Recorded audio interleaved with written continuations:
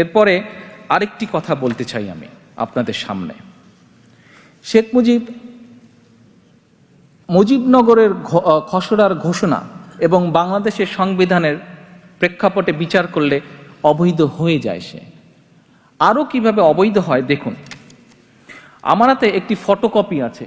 এই ফটোকপিটি হচ্ছে বাংলাদেশে একটি সাপ্তাহিক ম্যাগাজিন আছে, ম্যাগাজিনটার নামই হচ্ছে সাপ্তাহিক, ম্যাগাজিনটার নামই হচ্ছে সাপ্তাহিক। এই সাপ্তাহিক ম্যাগাজিনের একটি সংখ্যাটি হচ্ছে 28শে অক্টোবর 2010। 28শে অক্টোবর 2010। এখানে ডক্টর কামাল হোসেন, যেই কামাল হোসেন শেখ মুজিবের সাথে ওই কয় মাস পাকিস্তানের জেলে বন্দী ছিলেন, এই কামাল হোসেন শেখ সাহেব ফিরে আসার সময় একই ফ্লাইটে বাংলাদেশে শেখ সাহেবের সাথে গিয়েছিলেন। এই কামাল হোসেন পরবর্তীতে ফরেন মিনিস্টারও ছিল। এই কামাল হোসেনের নিজের মুখের সাক্ষাৎকার। কি সেই সাক্ষাৎকারটা? দেশে ফেরার জন্য উনি বলছেন, ডক্টর কামাল হোসেন এক সাক্ষাৎকারে জানিয়েছেন, সাপ্তাহিক 2010-এর 28শে অক্টোবর, ডক্টর কামাল হোসেন এক সাক্ষাৎকারে জানিয়েছেন, দেশে ফেরার জন্য মুজিব ও কামাল হোসেন পাকিস্তানি পাসপোর্ট তৈরি করেছিলেন 1972 সালের জানুয়ারি মাসে।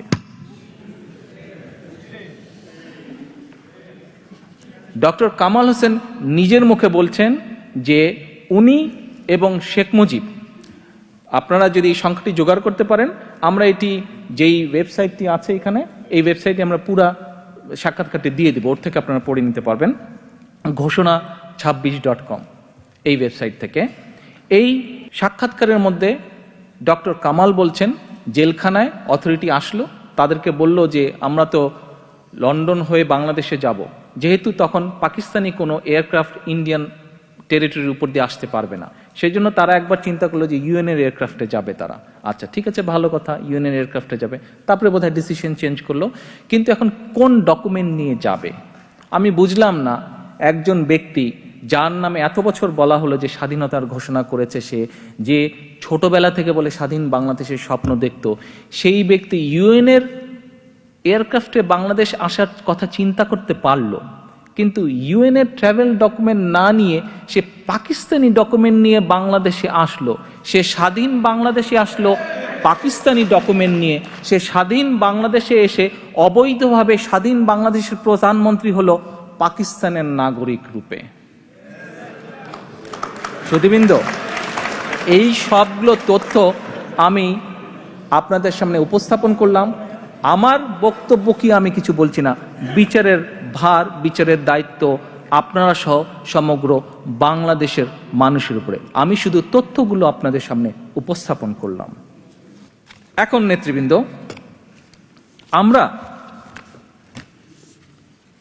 শেখ হাসিনার কণ্ঠে প্রায় বিভিন্ন বক্তব্যটায় শুনে থাকি যে বাংলাদেশ জাতীয়তাবাদী দল বিএনপি অথবা শহীদ রাষ্ট্রপতি জিয়াউর রহমান অথবা দেশনেত্রী বেগম খালেদা জিয়া, আমরা আমাদের দলের প্রধান দুই নেতা নেত্রী ওনারা বলে, এবং আমাদের দল আমরা বলে রাজাকারকে প্রতিষ্ঠিত করেছি, আমরা বলে রাজাকারের গাড়িতে পতাকা দিয়েছি তাদেরকে মন্ত্রী বানিয়ে।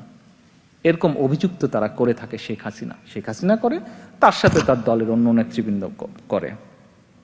মৌলানা নুরুল ইসলাম নামে এক ব্যক্তি আওয়ামী লীগের নমিনেশন পেয়ে 1996 সালের নির্বাচনে জয়ী হয় জামালপুর থেকে।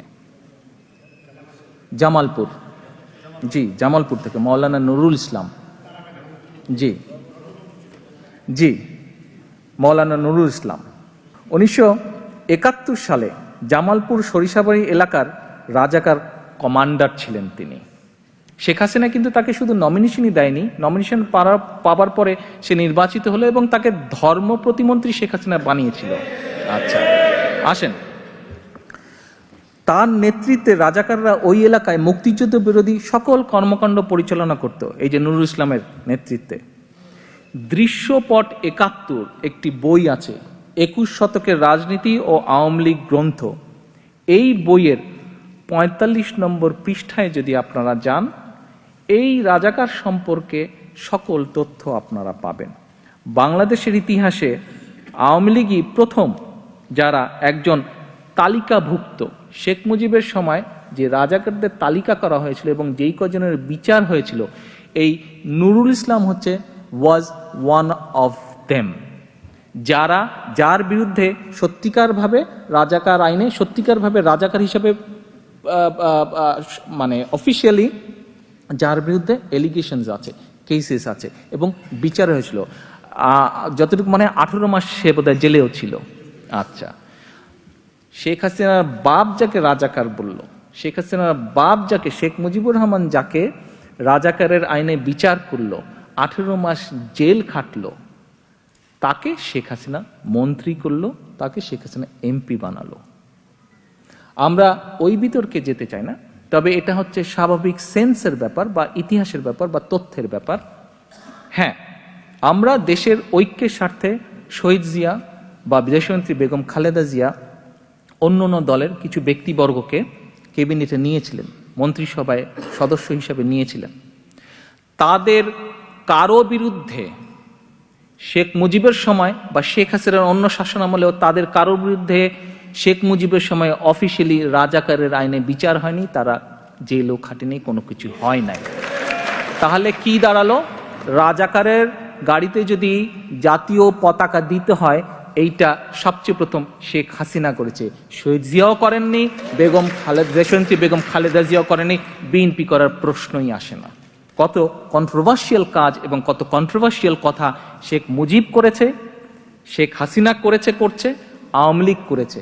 এটি বিচার ইতিহাস ইনশাল্লাহ করবে। আসেন, শুধু এটিই নয়, রাজাকারের বংশবিস্তার যদি আমরা দেখি, এত রাজাকার নিয়ে কথা হয়, রাজাকারের বংশবিস্তারও যদি হয়, সেটি দেখেন শেখ হাসিনার ফ্যামিলি বা তার দলের মধ্যে থেকেই হচ্ছে। কিভাবে?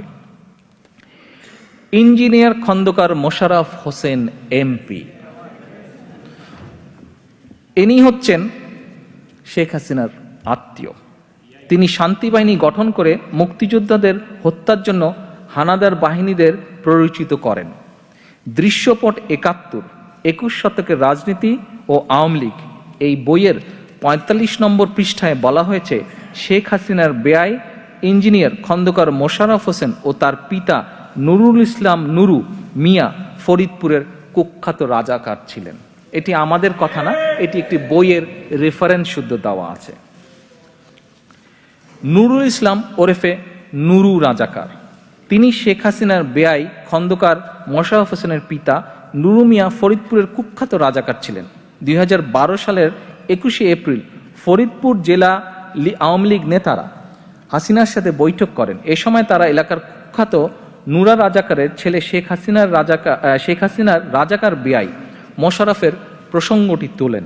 তখন শেখ হাসিনা বলেন, ফরিদপুরের রাজাকারের তালিকায় 14 নম্বরে, খেয়াল করবেন ফরিদপুরের শেখ হাসিনার ল্যাঙ্গুয়েজ, ফরিদপুরের রাজাকারের তালিকায় 14 নম্বরে নুরু মিয়ার নাম থাকলেও তিনি যুদ্ধ অপরাধী ছিলেন না। নুরু মিয়ার অপকর্মের খতিয়ান, মুক্তিযুদ্ধের প্রেক্ষাপট, ব্যক্তির অবস্থান বইয়ে বিস্তারিতভাবে তুলে ধরা আছে। আপনারা যদি, আমি যেহেতু বড় করতে চাই না, সেই জন্য আমি আর বিস্তারিতগুলো আনলাম না, আপনারা নিশ্চয়ই উৎসাহ ভরে এই তথ্যগুলি পড়বেন, জানবেন এবং মানুষকে জানাবেন, আমি অনুরোধ করব। আজকে আমার এখানে আসার, আপনাদের সাথে মিলিত হওয়ার কয়েকটি উদ্দেশ্য ছিল। তার মধ্যে একটি উদ্দেশ্য হচ্ছে যে, আপনারা নিশ্চয়ই পত্রপত্রিকাও দেখেছেন, পড়েছেন, জেনেছেন হয়তো মানুষের মুখে মুখে, যে গত রমজান মাসে বিএনপির ইফতার পার্টিতে আমি দেশ এবং দেশের মানুষ সম্পর্কে কিছু বলেছিলাম। আজকে এখানে অনেক বক্তা সেরকম কিছু জানতে চেয়েছেন।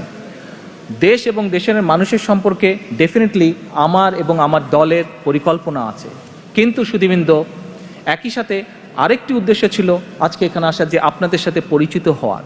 বিকজ যখন ইনশাল্লাহ ভবিষ্যতে সুযোগ আসবে, এই কমিউনিটির মধ্যে অনেক প্রতিভাবান মানুষ আছেন যারা বাংলাদেশি, যারা দেশের জন্য অবদান রাখতে সক্ষম হবেন। এবং আমার দৃষ্টিতে আজকে বক্তাদের মাঝেই কয়েকজনকে আমি আজকে পেয়েছি। আমি বিশ্বাস করি যে ইনশাল্লাহ ভবিষ্যতে যখন সুযোগ আসবে তাদেরকে আমরা কাজে লাগাবো। তবে সুধীবৃন্দ, আজকে মেইন যে আমার উদ্দেশ্যটা ছিল, আমি আগেই বলেছি সুধীবৃন্দ, যে আপনারা সমাজের বিবেকের মতন, আপনারা যারা আজকে এখানে এসছেন আমন্ত্রিত হয়ে, আপনারা সমাজের বিবেকের মতন, আপনাদের চিন্তা, আপনাদের চেতনা, আপনাদের ভাবনা সমাজকে সামনে এগিয়ে নিয়ে যেতে সাহায্য করে, সহায়ক করে।